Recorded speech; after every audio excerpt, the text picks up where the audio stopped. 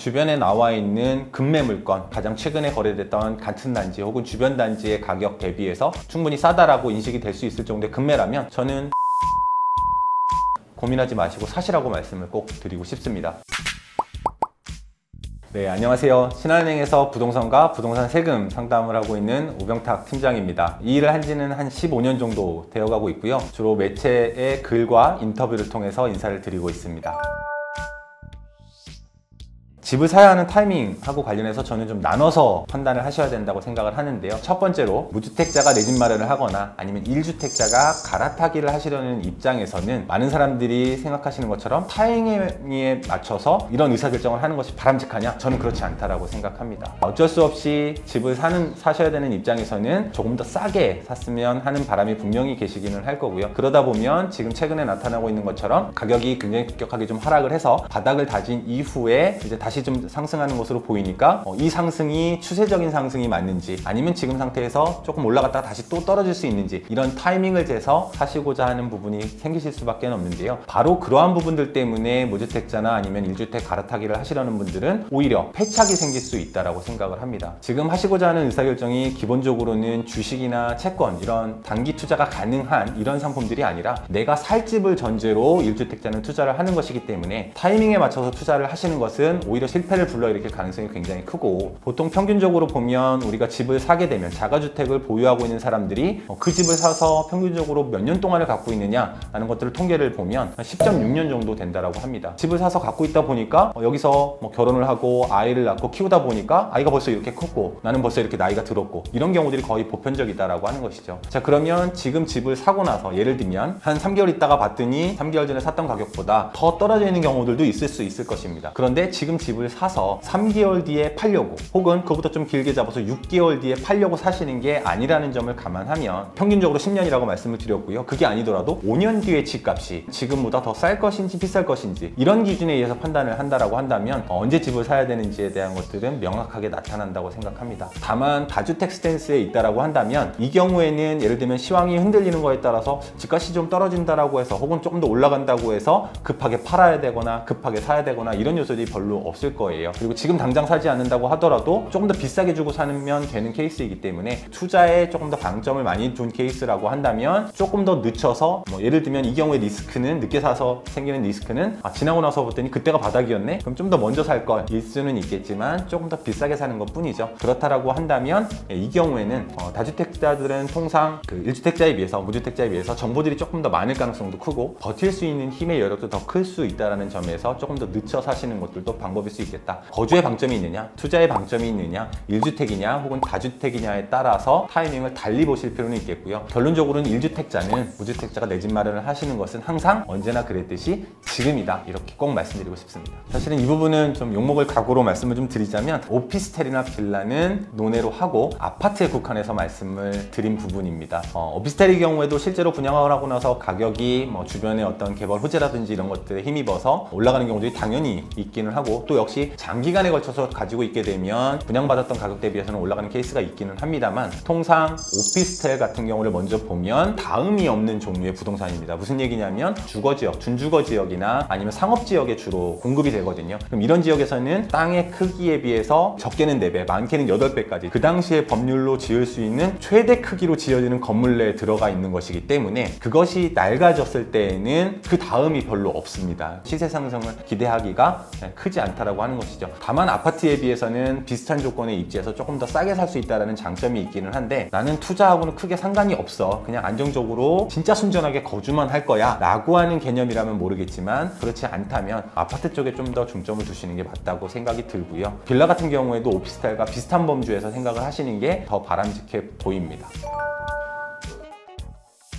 저는 이제 말씀드린 것처럼 은행원입니다. 그러다 보니까 당연히 대출을 받아서 집을 사라고 말씀을 좀 드리고 싶기는 하고요. 본인의 현금 흐름이라고 하는 게 지금 이제 가장 중요한 시기가 됐습니다. 자신의 고정적인 소득을 기초로 해서 그동안 모아놓던 자금에 더해서 이걸로 집을 살 수 있는 조건이 된다면 당연히 대출이 필요가 없을 거고요. 보통 젊은 연령대에서는 그게 어려울 겁니다. 대신에 젊은 연령대에서 가지고 있을 수 있는 가장 큰 장점, 지금 현재의 소득뿐만 아니라 여태까지 모아놓은 소득뿐만 아니라 앞으로도 지속적으로 일을 하면서 발생하는 소득이 소득이 꽤 있을 수 있고요. 그럼 이 소득의 여력 범위 내에서 가능한 한 최대한 대출을 받아서 조금 더 가격이 상승하거나 혹은 주거 여건이 더 좋을 수 있거나 이런 곳들의 집들을 사시는 게 저는 맞다고 생각을 합니다. 그러면 이러한 기준을 어떻게 잡을 거냐, 즉 얼마만큼의 대출을 받는 것이 가장 합리적이냐. 사실은 제가 이렇게 말씀을 드리면서도 욕을 먹을 좀 각오를 하는 것들이 잘못 오해를 하시게 되면 또 영끌을 부추기는 것이 아닌가라는 오해를 하실 수도 있거든요. 그런데 제도적으로는 당사자분께서 영끌을 하고자 한다 한들 그거를 제도적으로 할 수 없는 구조가 기본적으로 되어 있습니다. 그걸 제도적으로 뭐라고 하냐면 DSR 제도라고 하죠. 발생할 수 있는 앞으로의 소득을 베이스로 해서 설사 가격이 집을 사고 나서 일정 기간 이후에 떨어져서 흔들리는 시점이 된다고 하더라도 이자를 계속 감당할 수 있는 범위 내에서만 대출을 받을 수 있도록 제한을 제도적으로 해놓고 있는 것입니다. DSR 범위 내에서 본인 혹은 결혼을 하신 분이라면 본인과 배우자의 소득 범위에서 대출을 받는다라고 한다면 설사 지금 시장 예측이 좀 잘못돼서 사고 난 다음에 가격이 쉽게 오르지 않는 상황이 생긴다고 하더라도 이자를 부담하면서 충분히 유지를 하실 수 있을 거라고 생각이 되고요. 다만 최근에 금리 수준이 굉장히 급격하게 오르다가 현재는 동결 혹은 조만간은 이제 인하까지도 얘기가 되고 있는 상황이기는 합니다만 이 금리에 대한 전망에 있어서는 지금 현재의 수준보다 조금 더 보수적으로 접근하는 것이 저는 맞다고 생각합니다. 시장 전체는 일반적으로 현재의 금리 수준이 조만간 떨어질 거다라고 예상을 하고 있기는 하지만 집을 사시려는 당사자분들께서는 이 금리가 내가 혹은 시장이 생각하는 것만큼 금방 떨어지지는 않을 것이다 라고 하는 전제 하에서 그러면 대출을 받을 수 있는 DSR의 범위 포션이 조금 더 남아있다고 하더라도 내가 생활하는 데 문제가 되지 않는 범위 내에서 대출을 쓰신다라고 한다면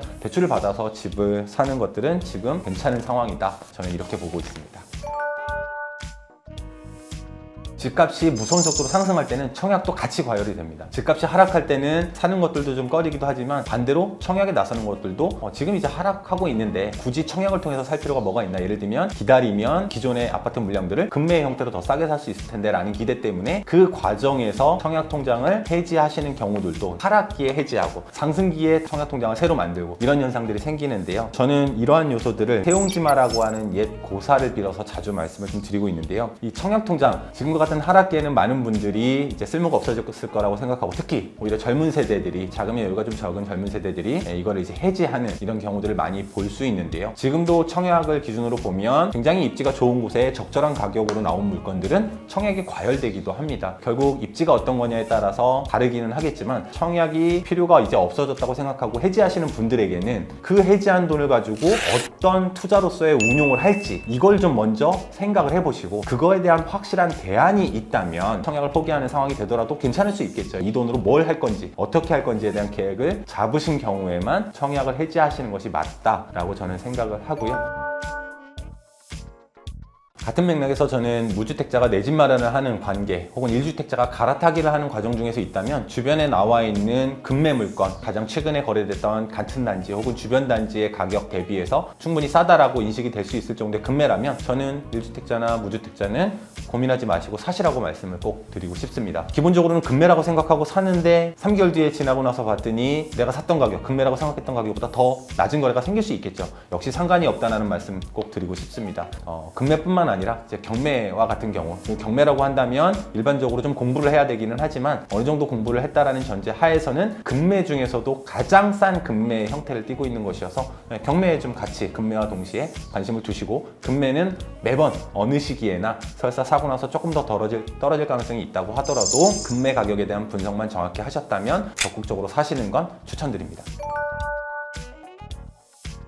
지금 전반적으로 말씀드리는 사도 된다, 특히 무주택자는 사도 된다라고 말씀을 드리는 것은 그 베이스는 기본적으로 서울 혹은 좀 바운더리를 넓혀보더라도 수도권 중에서도 서울과 인접해서 일반적으로 좋은 주거지라고 일컬어지는 이런 지역을 전제로 말씀을 드린 것이고요. 그러다 보니까 같은 수도권이라고 하더라도, 즉 경기 지역이라고 하더라도 현재 시기적으로 보면 당장 살지 않더라도 지금 일부 반등 거래가 일어나고 있지만 조금 더 기다려봐도 괜찮은 지역들이 또 있기도 합니다. 그런 지역들은 과연 어떤 지역이냐? 똑같이 서울처럼 꽤 많이 가격이 떨어졌을 뿐만 아니라 즉 금매 형태로 가격이 나오고 있을 뿐만 아니라 앞으로의 입주나 아니면 분양과 같은 신규 공급들이 향후에도 꽤 많은 양으로 예정이 되어 있는 곳들, 대표적인 것들이 현재는 이제 인천 그리고 경기도 외곽 지역 같은 경우들은 입주도 아직 올해 하반기 그다음에 내년 내후년까지 꽤 많이 예정이 되어 있습니다. 상대적으로 서울은 지금 일시적으로 입주가 조금 늘어나는 지역들이 있긴 하지만 내년이나 내후년까지를 놓고 보면 공급 자체가 많은 것은 아니어서 서울은 조금 더 적극적으로 당장 집을 구입하셔도 괜찮다는 말씀을 드리고, 대신에 인천이나 경기도 외곽 지역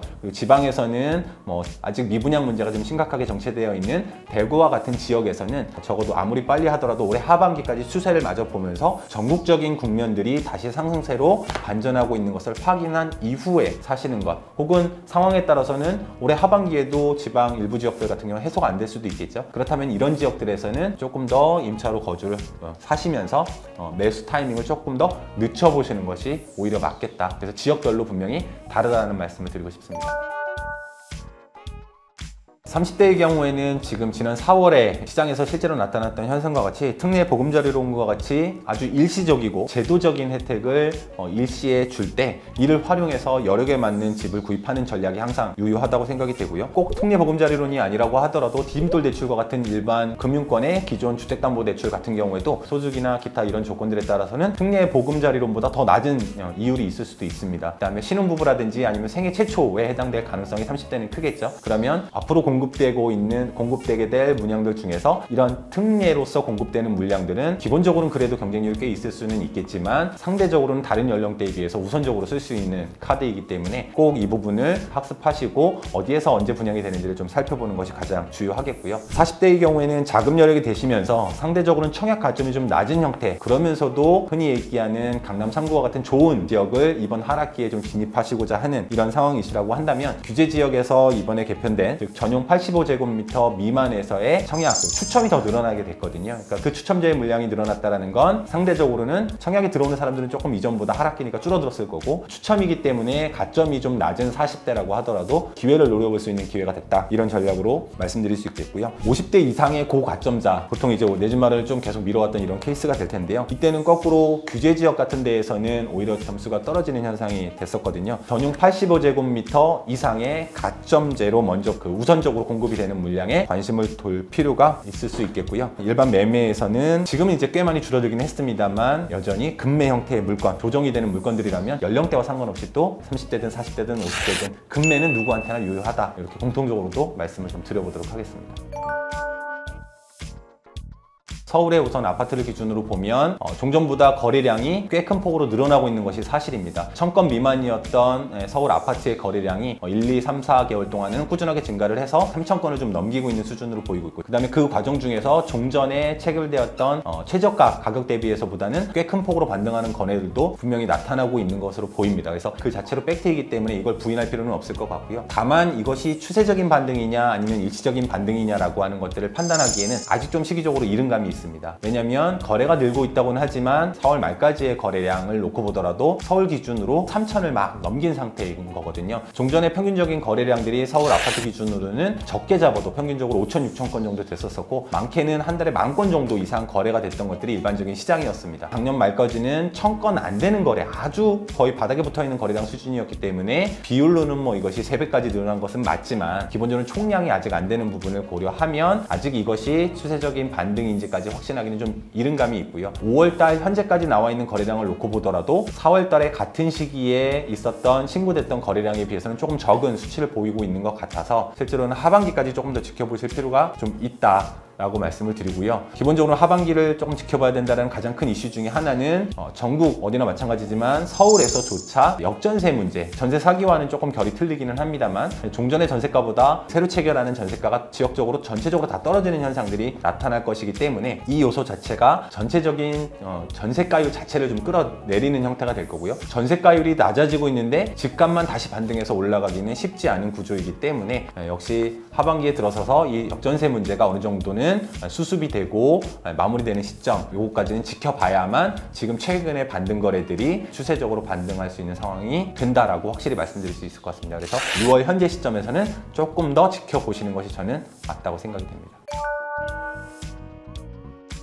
무주택 혹은 1주택에 있어서는 항상 내 집 마련을 하는 것이기 때문에 여기에 투자의 목적이 당연히 포함이 되어 있기는 하겠지만 언제 살 것이냐 이 타이밍에 너무 매몰되어 있으면 오히려 실패를 하실 가능성이 굉장히 크다. 항상 언제가 아니라 어떤 물건을 살 것이냐 라고 하는 것들을 판단하는 것이 더 중요한 요소가 될 것 같고요. 지금 하락기 같은 경우에는 많은 분들이 주택시장의 공부를 상승기에는 굉장히 많은 공부들을 하시거든요. 하락기에는 잘 안 하시는 것 같습니다. 가격이 다 떨어진 다음에 그때 다시 공부하자. 초등학생, 중학생들이 우리 아이들이 공부하는 것뿐만 아니라 이 부동산, 성인들의 부동산 공부도 어떤 타이밍이 왔을 때, 그 때가 됐을 때 다시 시작하려고 하면 이미 늦을 수 있다는 말씀을 꼭 드리고 싶습니다. 그래서 내 집 마련 시기가 당장 스스로 생각하기에 당장이 아니라 내년이나 내후년이라고 할지라도 지금 계속 부동산 시장에 대한 공부, 경매에 대한 공부 지금 당장 바로 계속 시작해 나가야 되는 것이 제일 중요한 포인트 같습니다.